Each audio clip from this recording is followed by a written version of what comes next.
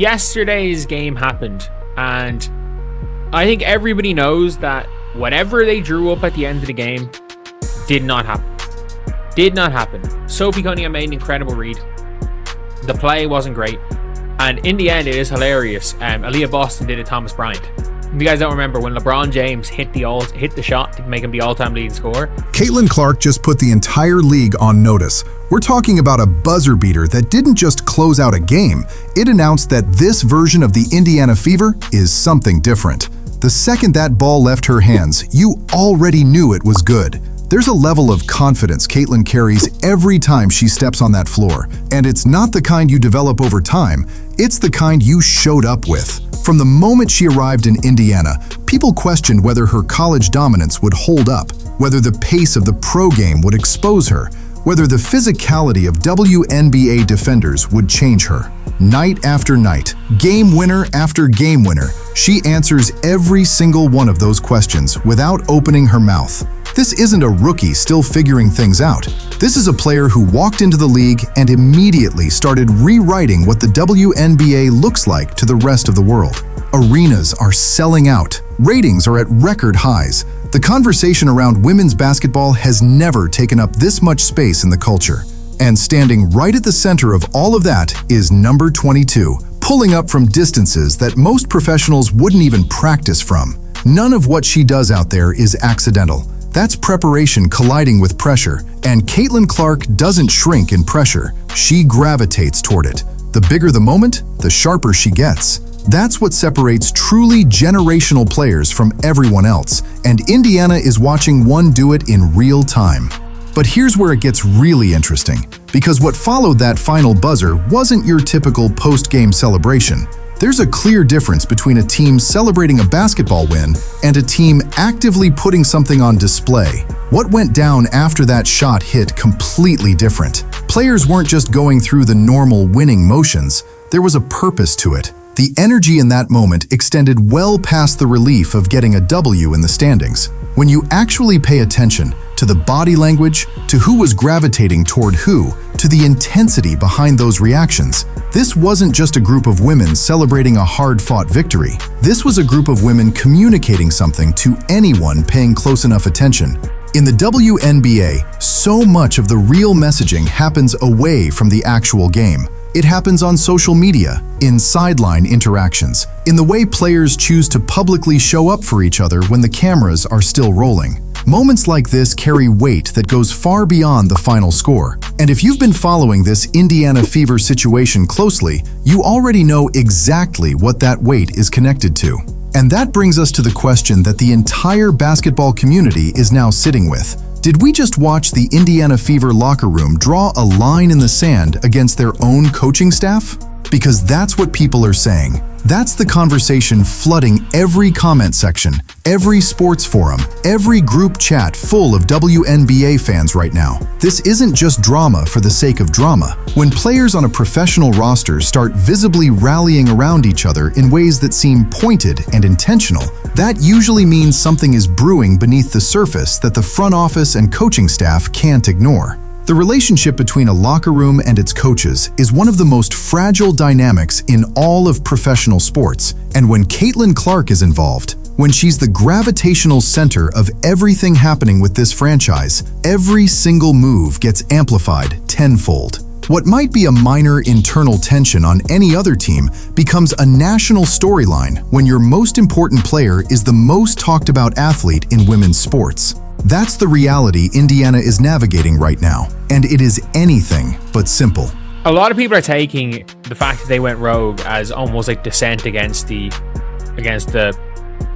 coaches, dissent against the organization, that the players are turning on the coaches, the players aren't playing for Steph anymore, and this could be not further from the truth, or there could be truth into it. And I'll explain the two different situations, because there is nuance to this. There is absolutely some nuance to this entire conversation. Let's get into exactly why this particular moment matters as much as it does. At the end of regulation against the Dallas Wings, the Indiana Fever had a play drawn up. The coaching staff had a specific design, a specific intention, and a specific player they wanted the ball going to in that moment. That's how professional basketball works. You get a timeout, you diagram something out, and every person on that floor is supposed to execute their assignment. That's the structure. That's the expectation. Except that's not what happened. Sophie Cunningham looked at the situation unfolding in front of her and made a split-second decision to completely abandon the designed play and go with what she was reading on the floor. And that improvised, off-script, against-the-game plan decision is the one that ended up working. The shot went up, the moment landed, and suddenly, Sophie Cunningham wasn't a player who went rogue. She was a hero. The kind of hero that gets mobbed by her teammates. The kind of hero that gets her moment plastered all over social media within minutes. What's significant here isn't just that it worked. It's that nobody on that roster even flinched at the fact that the design play got thrown out the window. Nobody looked toward the bench with hesitation. Nobody seemed concerned about what the coaching staff's reaction was going to be. The celebration was immediate, genuine, and completely unfiltered. And Caitlin Clark was right in the middle of all of it, matching that energy like she'd been waiting for exactly this kind of moment to unfold. That's not nothing. When the face of your franchise is that visibly locked in with a teammate who just went against the coach's call, that speaks to something deeper about the culture that's developing inside that locker room. Because here's what people keep glossing over when they talk about Caitlin Clark's impact on this team. It isn't just about her stat line. It's about the gravity she creates around everyone else. When a player of her caliber fully embraces a moment like what Sophie Cunningham just gave them, it sends a message to every other player on that roster. It says, your instincts are trusted here. It says this team runs on feel just as much as it runs on scheme. And when that message is being co-signed by the player who is quite literally putting this franchise on the map right now, it carries enormous weight in that locker room. The social media piece is also not something to wave off as just players being players online. In today's WNBA, social media is part of the game. It's where narratives get built, where fan bases rally, and where players communicate things that might be too pointed to say directly in a post-game press conference. When the entire roster turns Sophie's moment into a coordinated celebration online, that's intentional. That's a statement dressed up as enthusiasm. And the fact that it's all swirling around a team where Caitlin Clark is the undeniable center of attention means every layer of it gets examined under a microscope. Now here's where it gets complicated, because not everything is as straightforward as it looks on the surface. And anyone telling you this is a simple situation either hasn't thought it through or isn't being honest with you. There are genuinely two separate ways to look at what happened here, and both of them carry real merit depending on where you're standing. I'm putting it out there right now. Not one player dislikes Stephanie White personally that is currently on this team. I can be almost certain of that. I can say that with 99% certainty. But again, I don't know if they dislike Christy Zides personally. She was the bad coach. And again, anyone who's been on a team knows sometimes you can like your coach and you can just... Sometimes you can like your coach as a person and you can just never want to play for them again. I've had plenty of coaches like that through my life where I'm like, I genuinely, like, I have nothing as a person, I just can't play for them anymore. Before we go any further down this road, we need to pump the brakes and lay out some ground truth. Because without the proper foundation, this whole conversation becomes just another hot take that doesn't actually serve anybody. So let's establish what we actually know versus what people are spinning. First and most importantly, Stephanie White is not someone that the players on this roster have a personal problem with. That's not really up for debate. From everything that's come out publicly and from every read you can get on the internal dynamics of this team, the issue, if there even is one, is not about Stephanie White, the human being. It's not about her character. It's not about whether she treats people with respect in the building. By virtually all accounts, she does. And that distinction matters enormously, because the internet has a way of flattening these situations into villain narratives, and that's not what this is. Nobody is out here saying Stephanie White is a bad person. Nobody on that roster is walking into practice with animosity toward their head coach on a personal level. That's almost certainly not what's happening, and it would be irresponsible to frame it that way. What is more complicated And what anyone who has actually played competitive sports at any meaningful level already understands from lived experience is that you can deeply respect someone as a human being while simultaneously having real frustrations with them as a coach. Those two things are not mutually exclusive. They exist together all the time. In professional sports locker rooms, and pretending otherwise is just naive. A player can genuinely like their coach, enjoy their presence in the building, appreciate the way they communicate on a personal level, and still feel like the system isn't working, still feel like the rotations aren't right, still feel like the play calling in critical moments isn't putting the team in the best position to win. That tension is one of the oldest stories in sports, and it plays out on every level, from high school gyms to NBA arenas to WNBA courts.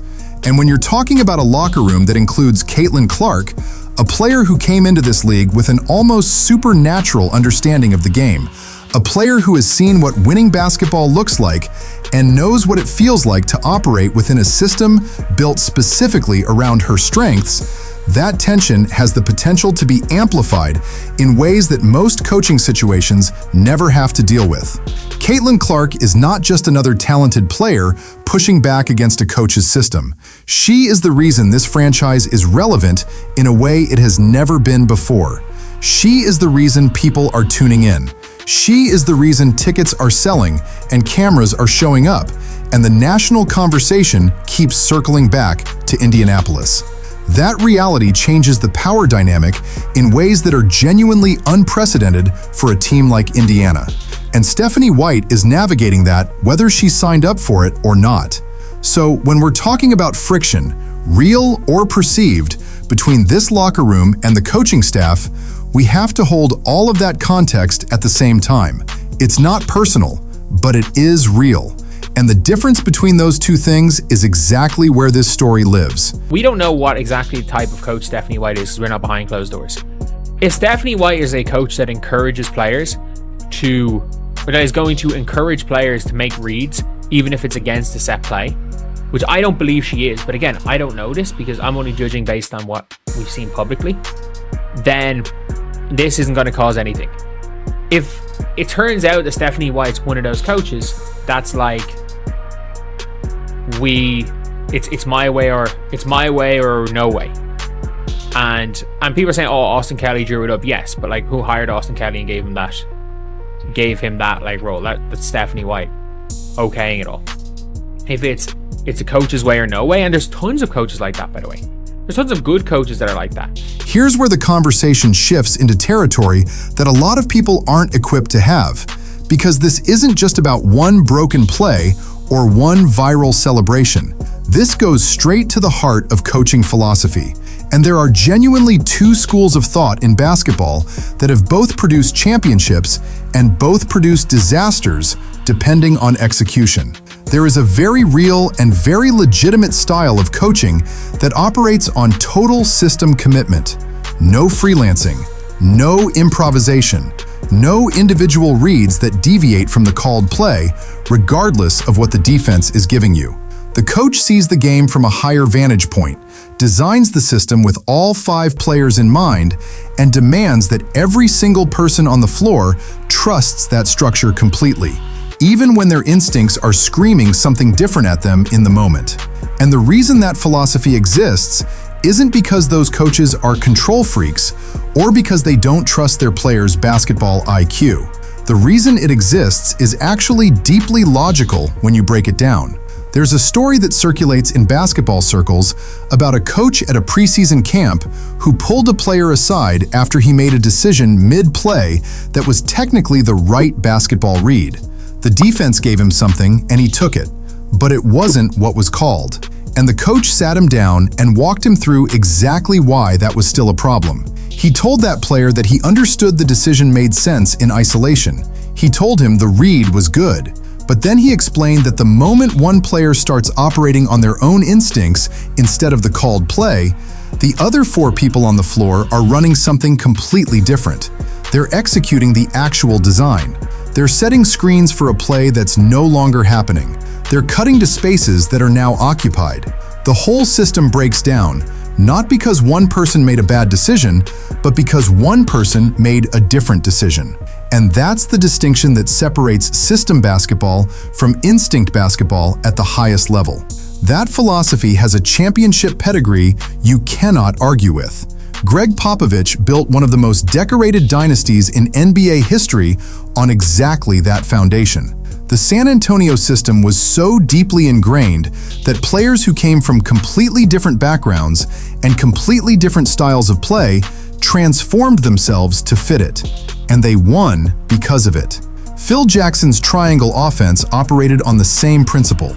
The triangle only works when all 5 players are reading the same cues, making the same movements, and trusting them. Geometry of the system over their own individual instincts. It's not a coincidence that both of those coaches are considered among the greatest to ever do it. The system works, but only under one very specific condition. Players have to genuinely believe at a core level that what the coach is drawing up is more valuable than what their own eyes are telling them in the moment. That belief has to be total. It cannot be halfway. The second a player starts privately questioning whether the system is actually better than their read, the whole thing starts to crack. And the longer that crack goes unaddressed, the wider it gets. That's exactly what makes what we just watched in Indiana so telling. Because when Sophie Cunningham abandoned the designed play and the entire roster responded the way they did, with that immediate, enthusiastic, publicly displayed celebration, what they were really showing the world is that the belief in the system isn't there right now. Not fully. Maybe not even close to fully. And with Caitlin Clark leading that charge in energy and visibility, the message landed louder than anyone in that coaching staff probably wanted it to. She is too prominent, too watched, and too central to this franchise's identity for her reaction in that moment to go unanalyzed.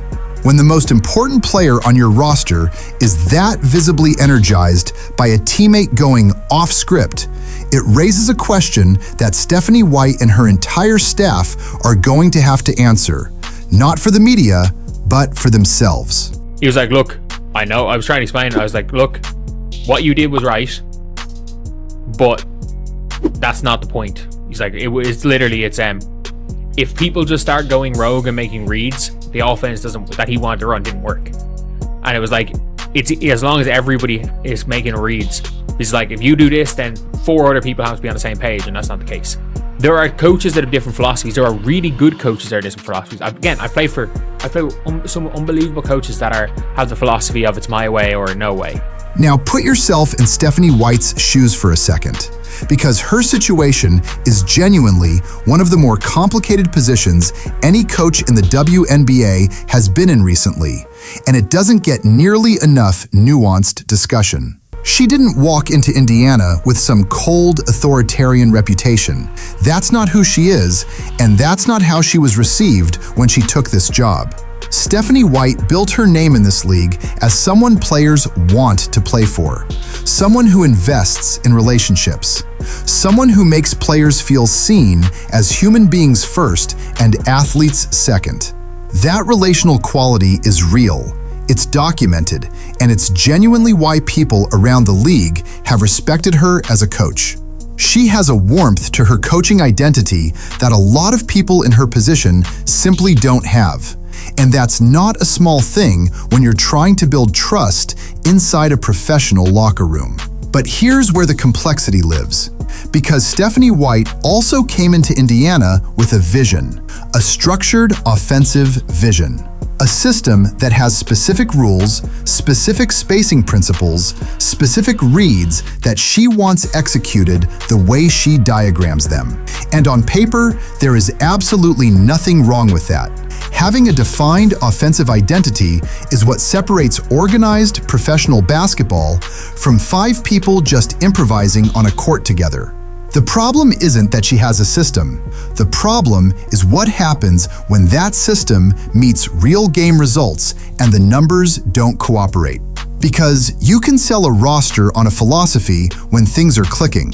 You can ask players to trust the process when the process is visibly working. But when the results start coming back underwhelming, and the statistics start telling a story that contradicts the vision, that's when even the most loyal players start having quiet conversations they wouldn't have otherwise. And the results right now are genuinely hard to defend. The Indiana Fever are sitting 9th in offensive rating across the league. 9th. Let that marinate for a second, because that number doesn't exist in a vacuum. It exists in the context of who is actually on this roster. You have Caitlin Clark running the point.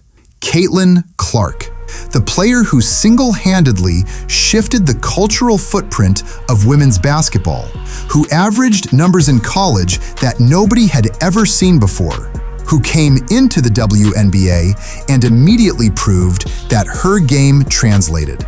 You have Aaliyah Boston operating in the paint, one of the most fundamentally sound and versatile big players in the league. You have Kelsey Mitchell giving you secondary scoring punch that most teams in this league would build their offense around if she was their best option. That is not a 9th place offensive talent level. That is nowhere close to a 9th place offensive talent level. That's a top 3, top 4 conversation waiting to happen if everything is functioning the way it should be.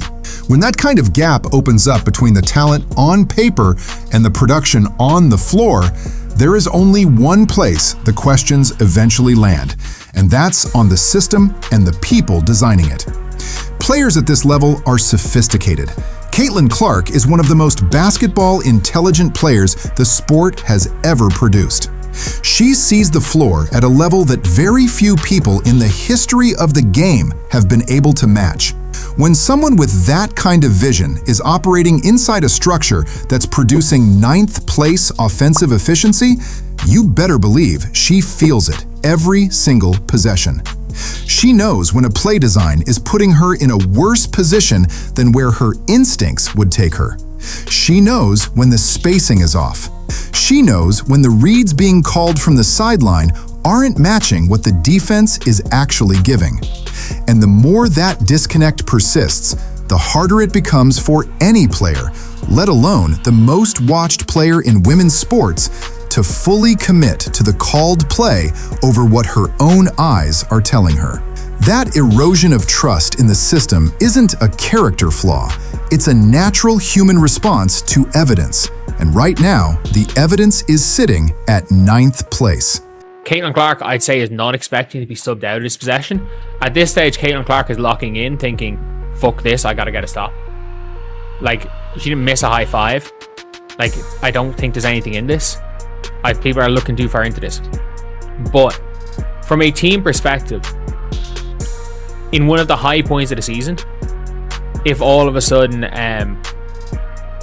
it turns out that the Indiana Fever or the coaches and the coaching staff are upset that they made a game-winning play, that's when you can lose a locker room. Here's the part of this story that should have Indiana's front office genuinely losing sleep, and it connects directly back to Caitlin Clark, because everything with this franchise connects back to Caitlin Clark at this point.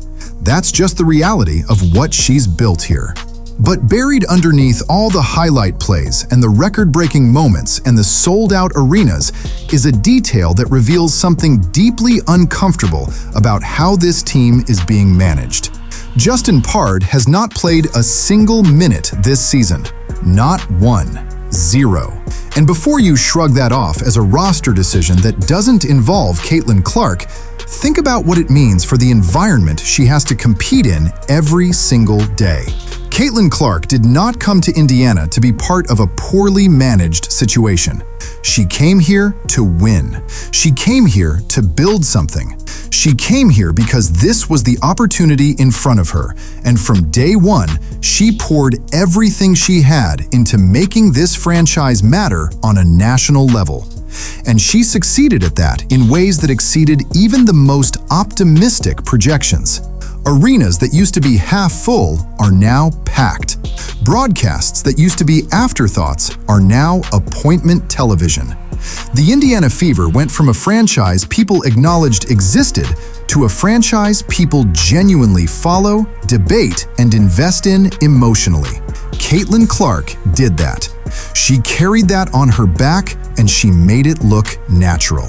So when the organizations surrounding her start showing signs of dysfunction, real, documented, statistically supported dysfunction, it reflects on her in a way that isn't fair, but is absolutely unavoidable. She is the face. When the face is attached to a body that isn't functioning right, people notice. And Caitlin Clark notices most of all. Development contracts in the WNBA are not guaranteed playing time situations. Everybody understands that.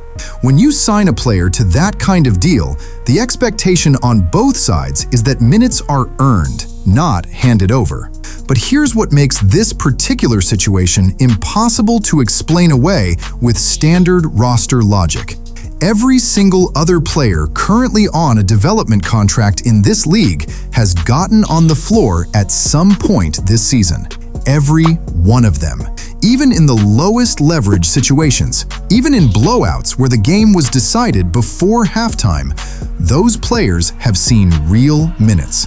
Because that's what the contract is literally designed to produce. You bring someone in on a development deal because you want to evaluate them under live game conditions. You want to see how they handle real pressure. You want to give them something to grow with. That's not a favor. That's the entire point of the structure. So when one specific player under that contract type hasn't gotten a single second of floor time, while every comparable player around the league has gotten something, that stops being a basketball decision and starts being something else entirely. And Caitlin Clark, who sees everything that happens inside that organization with a level of awareness that most people underestimate, is not blind to that. This is a woman who tracked every single statistical inefficiency in the Fever's offensive system and felt every one of them in her body on the court. You think she doesn't notice when a teammate who deserves an opportunity isn't getting one in a way that defies every established pattern? Caitlin Clark is one of the most detail-oriented, competitive minds in the sport right now. The small things don't escape her attention. They fuel her. They inform how she understands her environment. And when the environment starts showing cracks, real cracks, not manufactured drama, she feels those cracks differently than anyone else on the roster because she has more invested in this franchise turning into something special than anyone else wearing that uniform. That's what makes the Justin Pard situation matter beyond just the roster management conversation. It's a signal. It's the kind of signal that a player like Caitlin Clark picks up on and files away somewhere in her competitive brain. Players talk within that locker room. They see who's getting opportunities and who isn't. They form quiet opinions about how decisions are being made and whether those decisions are actually in service of the team winning or whether something else is driving them. And in a locker room where Caitlin Clark has become the undeniable heartbeat, where her energy sets the temperature for everything else, those quiet opinions don't stay quiet indefinitely. She doesn't have to say a word publicly for her perspective to be felt by every person in that building. Her presence alone amplifies everything. The front office built this entire franchise identity around what Caitlin Clark represents. And right now, the operational decisions being made around her are not matching the magnitude of what she's given this organization. That disconnect is not sustainable. And somebody in Indianapolis needs to recognize that before it becomes a much bigger story than it already is. A player or coach or whatever, I want to see, hear, and feel that culture. And so I think about sometimes culture is kind of like you have to plant it, you have to grow it, and you have to maintain it. And it's a little bit like a garden, you know. Sometimes you have to weed it. You know, you may have some problems with some weeds taking over your culture, and you have to plop them out. There's something circulating right now that deserves way more attention than it's getting. Lynn Dunn, senior advisor for the Indiana Fever, a woman whose fingerprints are all over the foundation of women's basketball as we know it, sat down in front of a panel audience and started dropping what sounded like leadership wisdom, but make no mistake about what this was really about. This was about Caitlin Clark. Everything happening in Indiana right now circles back to Caitlin Clark, and the sooner people accept that, the clearer this whole situation becomes. Lynn Dunn sitting up there talking about culture, about what makes a team function, about how organizations have to protect themselves from the inside out. And then she lands on this whole thing about removing pieces that don't fit, about how sometimes the most important decision a caretaker can make is knowing when something needs to go before the damage spreads past the point of fixing. She never said Caitlin Clark's name. She didn't have to. Now, if someone played that clip for you with zero context, you might nod along and keep scrolling. Coaches say stuff like that all the time. Veteran front office minds love a good metaphor, love wrapping sharp opinions inside language that sounds philosophical enough to avoid direct accountability. That's a whole art form in professional sports. But here's the thing, context doesn't just matter here. Context is literally the entire story, because Caitlin Clark isn't some rotational piece they're quietly phasing out. Caitlin Clark is the reason the Indiana Fever are relevant in conversations happening way outside the usual WNBA bubble. She is the product, she is the draw, she is the reason cameras show up, the reason opposing arenas sell out when Indiana comes to town, the reason this franchise went from an afterthought to a talking point overnight. So when Lynn Dunn starts philosophizing about removal on a public panel, the only person that framing could possibly apply to at this scale is Caitlin Clark.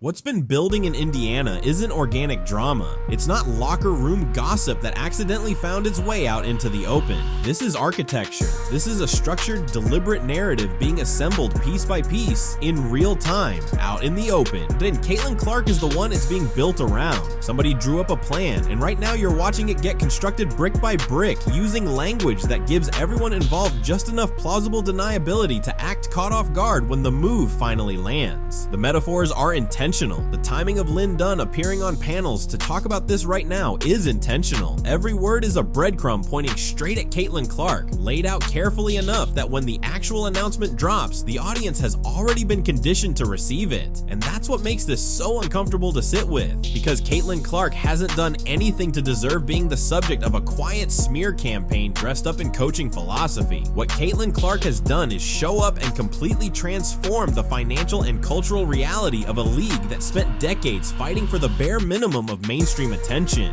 A regular season game, not a playoff game, not a rivalry matchup with stakes attached, a completely ordinary game on a Wednesday night schedule. Pulled over 3 million viewers because Caitlin Clark was the one lacing up. 3 million people for a regular season WNBA game. The kind of number that makes network executives rethink entire broadcast strategies. The kind of number that changes what a franchise is actually worth in a negotiating room. Caitlin Clark did that. Not a marketing campaign, not a rebrand, not some executive's master plan. Caitlin Clark walked into this league and single-handedly shifted what was possible here. Ticket demand around her games, merchandise attached to her name, the way completely casual sports fans who never gave women's basketball a second look suddenly started setting reminders. All of that traces directly back to Caitlin Clark, and the ripple she created isn't done moving. It's still expanding, which means whatever Indiana is building toward right now, whatever this slow and calculated campaign eventually turns into, the fallout won't just land on one franchise. If they move Caitlin Clark, if they actually pull that trigger, the entire league feels it. Every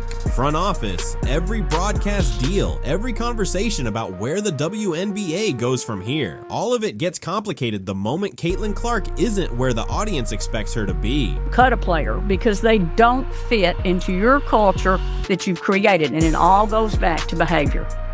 It all goes back to behavior. The toughest thing is when you got to trade a player, cut a player, and it all goes back to behavior.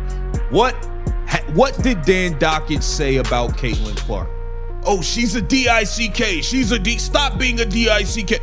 That is what he had to say. He was talking about beyond. Pay close attention to the specific language Lynn Dunn chose to use up on that panel, because word choice at this level is never accidental. She didn't talk about performance. She didn't talk about production. She didn't stand up there and make a case about statistics being the problem. She made it about behavior, about culture fit, about the idea that a player can be doing everything right on the court and still be the wrong person for the room. And that framing is doing a lot of heavy lifting right now because it conveniently sidesteps everything Caitlin Clark actually accomplished last season. The 19 points per game, the 8 assists per game as a rookie in a league full of veterans who've been running these systems for years. None of that gets addressed. None of that gets challenged because it can't be. The numbers are untouchable. So instead, the conversation gets steered steered somewhere the numbers can't follow. It gets steered toward behavior, toward culture, toward the kinds of accusations that are specifically designed to be impossible to disprove.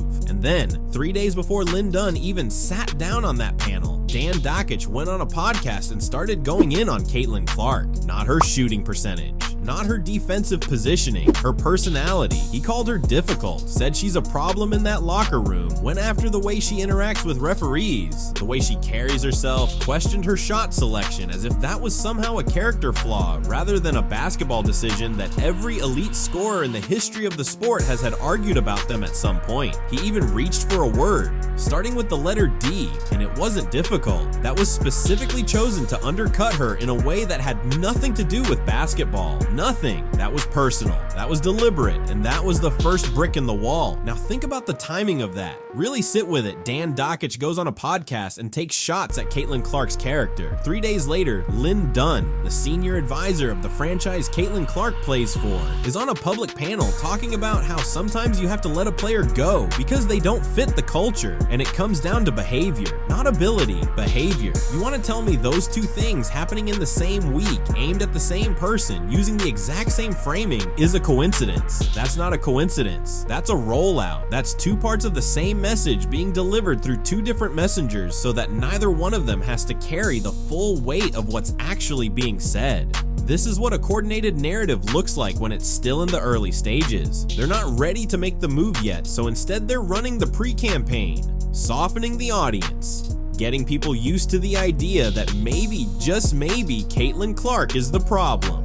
That maybe the issue in Indiana isn't the front office decisions, or the roster construction, or the coaching situation. Maybe the issue is the biggest star they've ever had, and the way she conducts herself. And if enough voices start echoing that same theme, it starts to feel like consensus. It starts to feel like something everyone already knew, but nobody was saying out loud. That's how you prepare a fan base for a move that would otherwise feel incomprehensible. But here's the part that truly exposes what this is actually about. All of this started, the podcasts, the panel appearances, the loaded metaphors, all of it, the moment Caitlin Clark stopped staying silent and started standing up for herself. The moment she stopped absorbing everything being thrown at her with a smile and pushed back. And apparently, somewhere in that Indiana front office, that wasn't the response they were expecting from her. Because the second she showed she wasn't going to be managed quietly, the entire machinery kicked into gear. Yeah, I hear the Fever are sick of Caitlin Clark. Y'all hearing that too?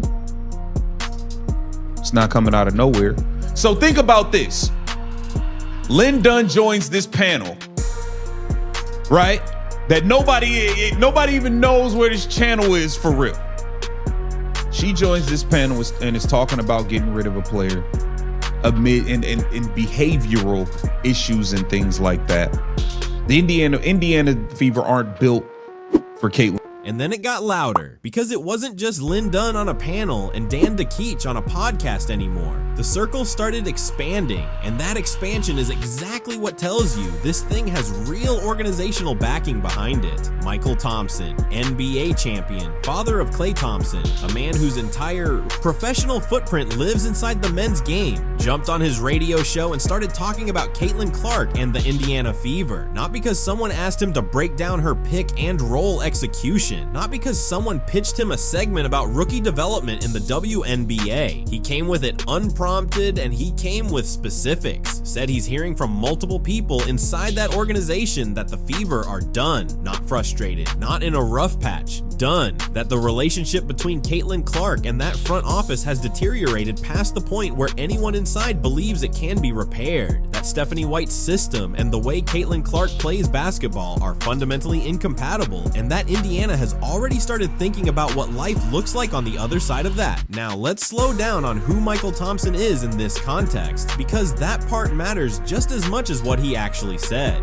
This is not a WNBA insider. This is not a beat reporter who has been covering the Fever for 3 seasons, building sources, attending practices, tracking the temperature of the locker room over time. Michael Thompson does not live in that world. He dips into women's basketball occasionally, the way a lot of NBA adjacent voices do, when something is big enough to cross over into their lane. So for him to come out with this level of detail, with multiple sources cited, with specific language about the relationship being broken and the system system not fitting, that didn't happen because he went digging. That happened because someone handed it to him. Someone with a direct line to what's happening inside that Indiana organization picked up the phone, or had a conversation at the right event, or made sure the right information found its way to someone with a platform big enough to amplify it. This is a leak that was designed to look like reporting, and that's what separates this from normal sports drama. When a situation is genuinely messy but unintentional, information comes out in fragments. It's contradictory. Different people tell different versions. The timeline is scattered. This doesn't look like that at all. This looks like a coordinated information release. Dan Dakich goes first with the character framing, the behavior, the attitude, the way she carries herself in spaces the public can't see. Then Lynn Dunn follows with the philosophical justification. Sometimes culture fit is more important than what someone does on the court. And then Michael Thompson comes in carrying the sourced confirmation.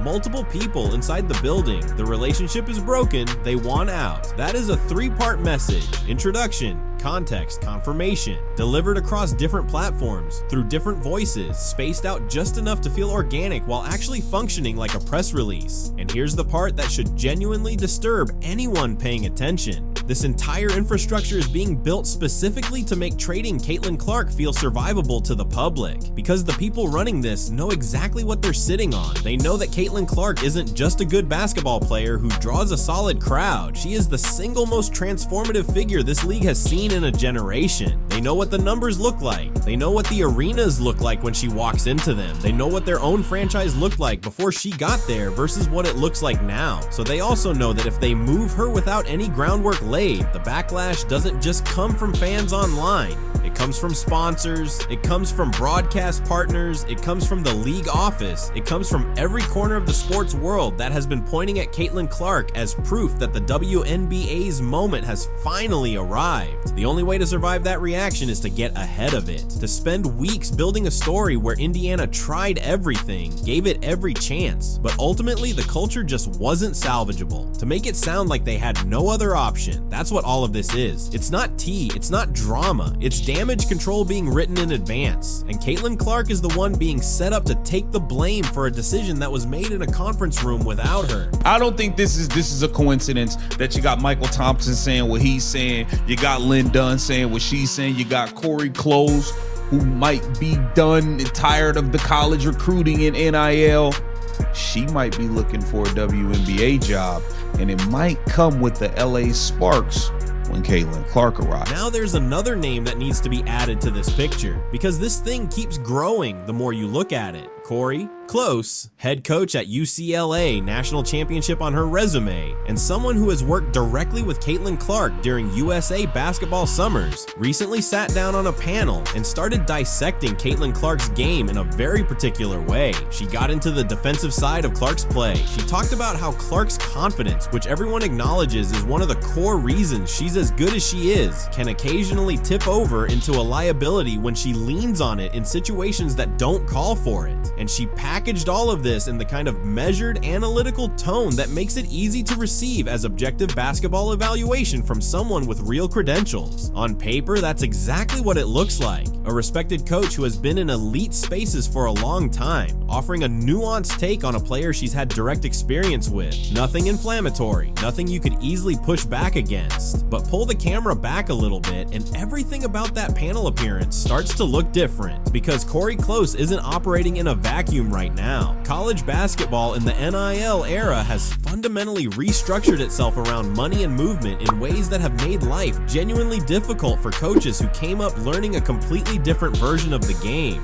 The recruiting landscape has shifted so dramatically that coaches who built their entire identity around development, around long-term relationships, around the traditional model of building a program from the ground up, a lot of them are quietly looking around and wondering whether the college game still fits them the way it used to. And the word that's been floating around people close to Corey Close is that she might be one of those coaches, that the WNBA, with its different structure and its professional environment, might be exactly the kind of space she's been eyeing, which means that panel appearance, that careful and credentialed breakdown of Caitlin Clark's tendencies and limitations wasn't just analysis, it was positioning. And here's where Caitlin Clark becomes the center of this specific chess move too, because if Indiana actually follows through on what every piece of this campaign has been pointing toward, the conversation about where Caitlin Clark lands next isn't complicated. The Los Angeles Sparks make too much sense to ignore. The cap flexibility is there, the draft assets are there. The desperation for relevance in the second largest media market in the country is absolutely there. The Sparks have been invisible in the broader sports conversation for years now, and every executive in that building knows it. Caitlin Clark arriving in Los Angeles doesn't just fix that, it fixes it immediately, completely, and with the kind of national attention that no rebuild strategy or draft lottery hope could ever manufacture.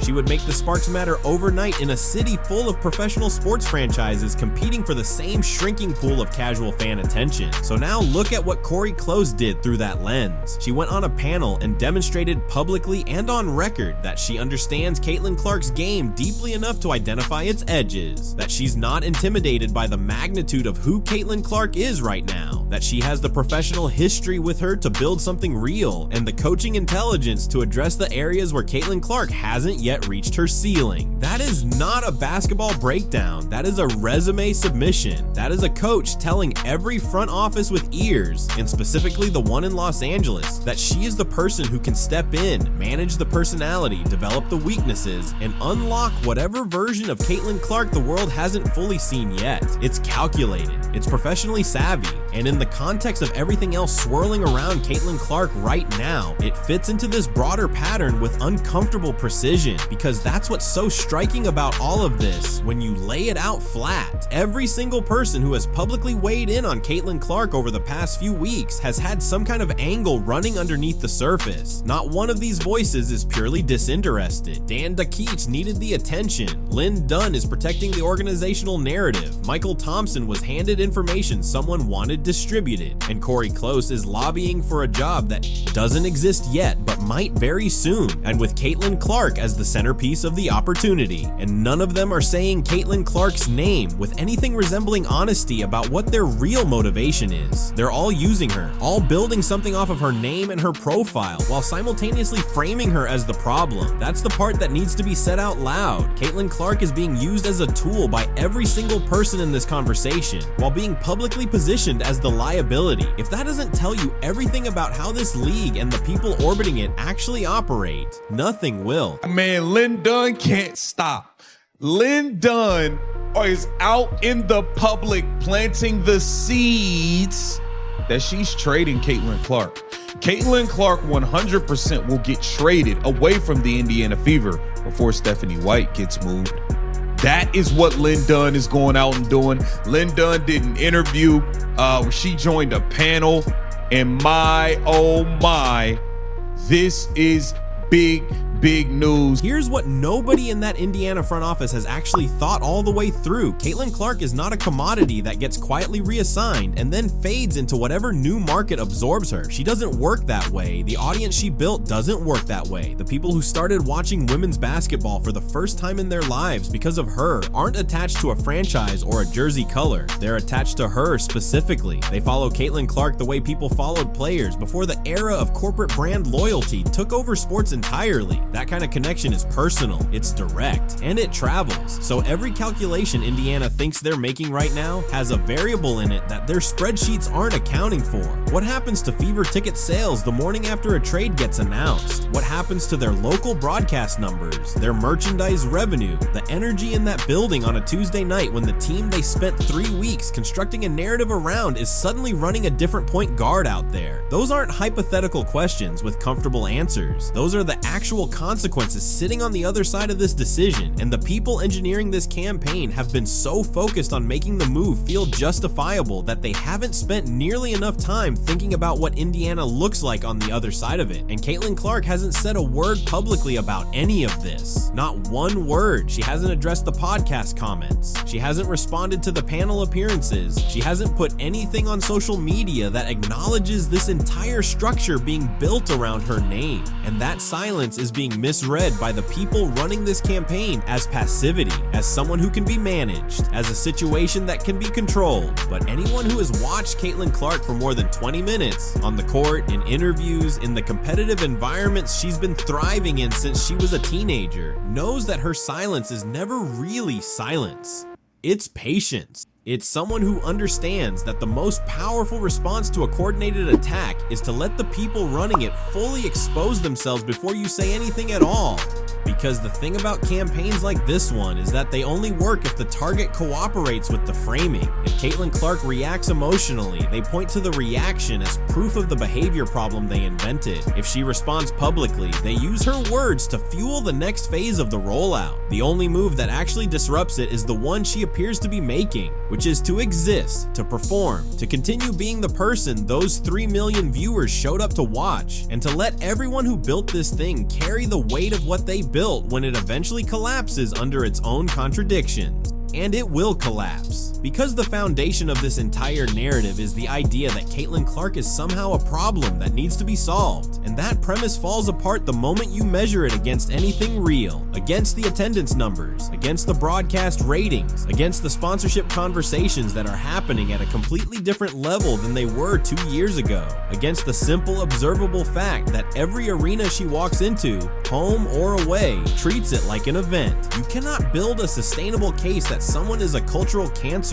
when the culture around them is visibly, measurably, undeniably thriving because of their presence. The numbers don't lie in the direction this campaign needs them to lie, and eventually the people with real financial stakes in what the WNBA becomes over the next decade are gonna make that very clear to whoever in Indiana thinks this ends well for them. The story isn't over. It's not even close to over. What's been set in motion over these past few weeks is still moving, still building, and every new voice that gets added to this choir makes the orchestration more visible rather than less. The blueprint is out in the open now for anyone willing to look at it honestly, and Caitlin Clark, who has never needed anyone to fight her battles, who has never needed a manufactured narrative to justify her presence anywhere she's ever competed, is still right there in the middle of all of it, doing exactly what she's always done, leaving people with no choice but to pay attention. The Indiana Fever, congratulations, you four. You guys have successfully broken Caitlin Clark. Great job.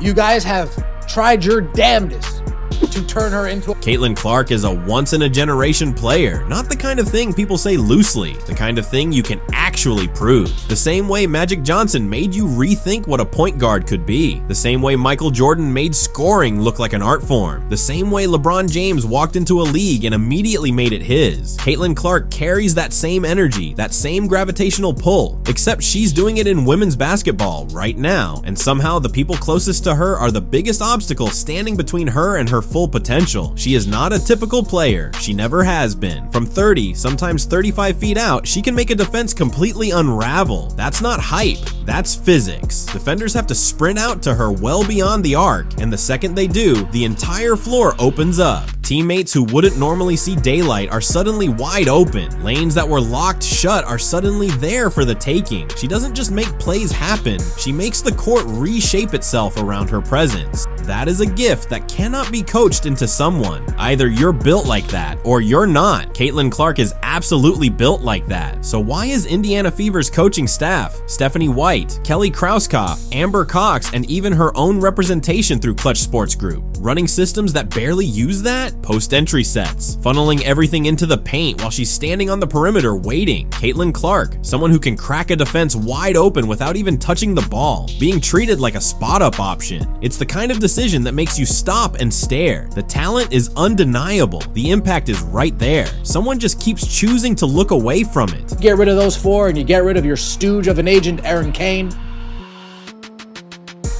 you'll be free.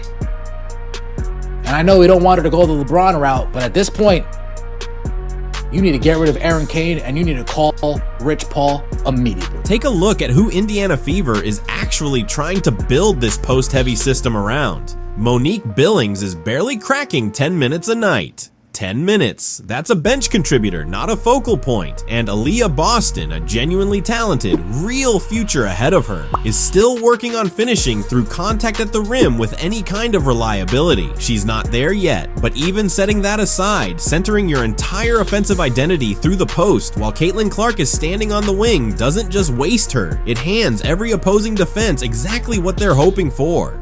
A blueprint to eliminate her without ever having to guard her. That's not a game plan, that's a gift wrapped up in a clipboard, and the post sets are only the beginning, because the rotation decisions, that's where this whole thing starts to unravel completely. 6.5 minutes, that's how long Caitlin Clark gets before she's being waved to the bench in the first quarter. 6.5 minutes. She's barely settled in, barely started reading how the defense is playing her, barely started doing the things that make her impossible to stop. And she's already sitting down. The results spoke for themselves. Portland went on a 13-2 run the second she came off the floor. The game flipped on a single substitution, and Stephanie White's response to that wasn't urgency, wasn't any kind of honest reassessment. It was an explanation that didn't hold up under the slightest scrutiny. The reasoning offered was that Aaliyah Boston is working under a minutes restriction, which is fair, that's a real situation, but then that same restriction was used to justify pulling Caitlin Clark at the exact same time. Two completely different players, two completely different circumstances, packaged together like they're the same conversation. They are not even in the same category. Here's what people don't always think about when Caitlin Clark sits down. You're not just losing her points, you're losing the entire force field she creates. Defenses that were scrambling, doubling, rotating, overextending, they breathe, they set up, they get organized. The spacing that was pulling everything apart collapses the moment she's not out there. And when she checks back in, she's not stepping into a rhythm that was maintained in her absence. She's stepping into a defense that has had time to reset, anchor in, and is no longer stressed by the threat she carries. That's not development. That's not rotation management. That's putting your best weapon down at the worst possible time and calling it strategy. Then came the Golden State explanation, and this one really lays it bare. Stephanie White said the substitution in that road game came down to not wanting Raven Johnson on the floor in a hostile environment without another ball handler beside her. Read that slowly. Caitlin Clark's floor time in a nationally televised road game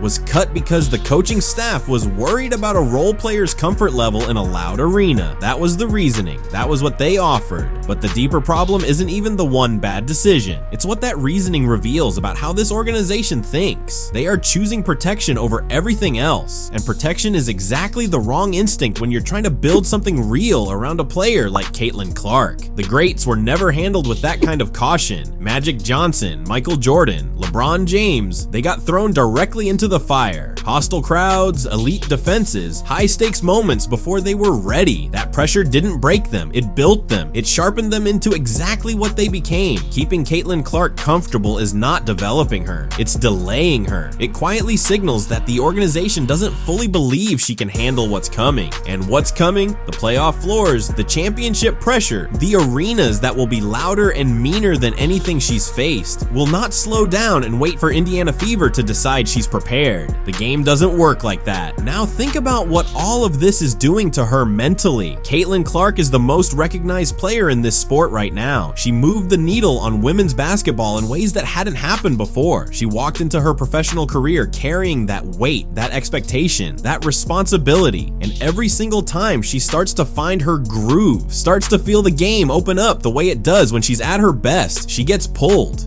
Not for any reason that makes real sense. Not for anything documented, just because that's apparently how the staff wants to do it. That kind of unpredictability gets into a player's head. Elite athletes survive on instinct and freedom. The moment a player starts wondering whether she's about to get yanked, she stops reacting and starts hesitating. She starts thinking through every decision instead of just making it. And for Caitlin Clark specifically, whose entire game runs on split-second reads, on improvisation, on the kind of instinctive creativity you cannot manufacture, hesitation is devastating. And then the coaching staff started making comments publicly suggesting Indiana Fever moves better and faster when Caitlin Clark isn't the one running things. In a closed film session, that's a coaching note. Said in front of cameras and reporters, that's a public statement of no confidence. It tells her teammates how to see her. It tells the media how to frame her. It tells every opposing coaching staff exactly where the crack in the relationship is. That kind of messaging doesn't stay in a press conference. It spreads. There are also reports that the team's sports psychologist has been pulled into conversations around getting Caitlin Clark to embrace her current situation with less resistance. Sit with that for a moment. The psychological resources inside that building aren't being used to empower her, to fuel her competitive drive, to help her demand the right environment for her talent. They're apparently being used to smooth over her frustration with a diminished role. That's not development, that's management. And it is exactly the wrong approach for a player who needs her fire burning at full intensity. Every transformative athlete needs people around them who understand the assignment, not just coaches and trainers, advocates, people who know exactly how much power their client holds and aren't afraid to pull it out when the moment calls for it. People who know that when you represent someone like Caitlin Clark, silence is not neutral.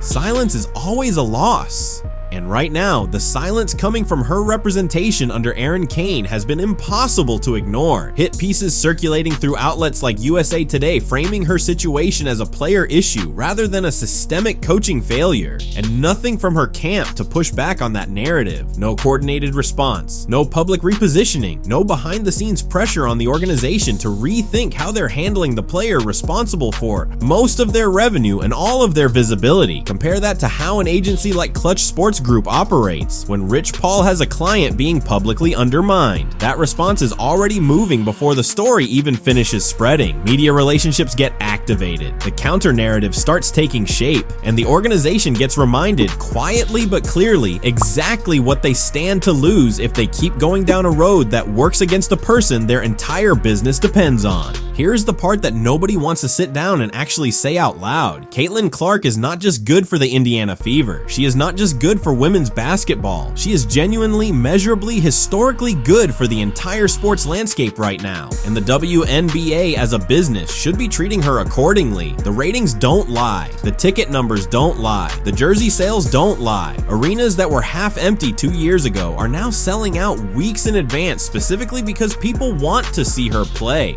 Specifically her, not a team, not a concept, her. And that matters because the WNBA has been fighting for mainstream legitimacy for over 2 decades. They have been fighting for broadcast deals, for coverage, for the kind of cultural footprint that other leagues take for granted. And then Caitlin Clark walks through the door and hands them all of it almost overnight. NBC picked up games, CBS picked up games, USA Network expanded coverage. Viewership numbers that the league had never seen before suddenly became the baseline conversation. She didn't just grow the audience, she created a completely new one. People who had never watched a WNBA game in their life started tuning in because of her. That is not something you manufacture with a marketing campaign. That is something that happens once, maybe twice in the history of a league if they're lucky. So the question that keeps coming back around is why, with all of that on the table, the infrastructure around her seems so committed to making things harder than they need to be. Because the WNBA itself has a stake in this. This isn't just Indiana Fever's problem to figure out. When Caitlin Clark is being misused, underutilized, or publicly undermined, the ripple effect goes well beyond one franchise. It touches the entire league's momentum. It slows something down that took years of grinding just to get started. And Caitlin Clark herself, this is the thing that gets lost in all the noise around the politics and the rotations and the front office decisions. She has handled all of this with a level of composure that is genuinely remarkable. She shows up every single game, every single practice, every single media availability. She doesn't blow up press conferences. She doesn't throw teammates under the bus. She doesn't go on social media and air grievances publicly. She just keeps going, keeps shooting, keeps facilitating, keeps doing the work, even when the system she's operating inside of isn't doing the work for her. That kind of professionalism under that kind of pressure at this stage of her career says everything about the kind of competitor she actually is. But here is the reality. And this is the part that should make everyone paying attention genuinely uncomfortable. Composure has limits, patience has limits, and the window where a player is at her most hungry, most driven, most locked in and ready to take over is not infinite. These are the years that define careers. The early seasons are where habits get built, where identities get established, where a player figures out exactly what kind of force she's gonna be at the highest level. And right now, instead of those years being spent in a system that pushes her to her absolute ceiling, they are being spent navigating internal friction, unexplained substitution patterns, and an organizational philosophy that seems almost allergic to fully unleashing what it actually has. The WNBA cannot afford for that window to get wasted. Not now. Not when the momentum is this real and this rare.